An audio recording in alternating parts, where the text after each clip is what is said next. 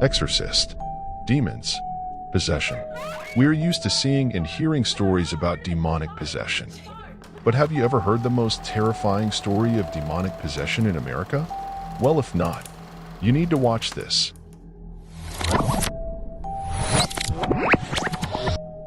Anna Ecklund was a 25-year-old woman living in Burlington, Iowa, in the early 1920s. She was a devout Catholic, and she attended Mass every Sunday. But one day, in 1927, everything changed. Anna was walking home from church when she was attacked by a mysterious man.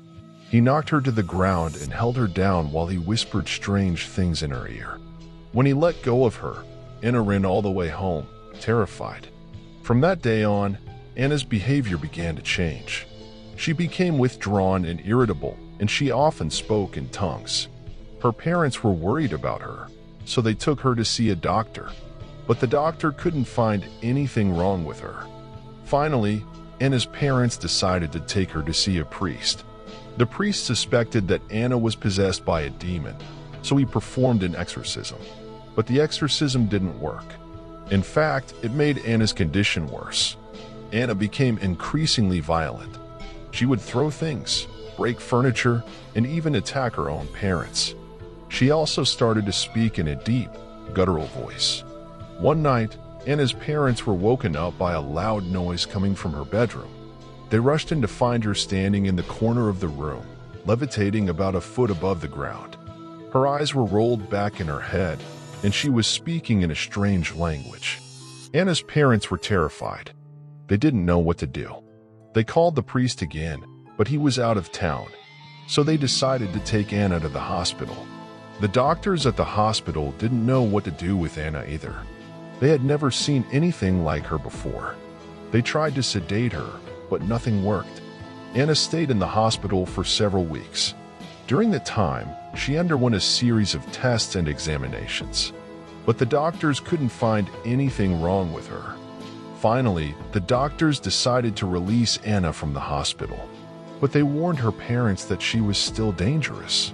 Anna went home with her parents, but her condition didn't improve. She continued to be violent and unpredictable. Her parents were at their wits' end. They didn't know what to do with her. One day, Anna's mother was walking down the street when she saw a flyer for a traveling exorcist. The flyer promised that the exorcist could cure any demonic possession. Anna's mother took the flyer home and showed it to her husband. They decided to give the exorcist a try. The exorcist arrived at Anna's house a few days later.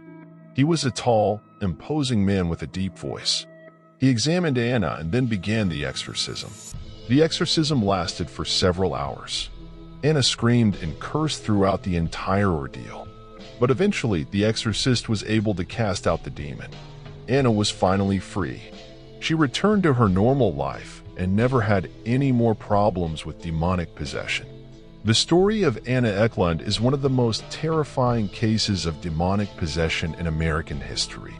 It is a reminder that even the most devout people can be vulnerable to the forces of evil. Now, what do you think?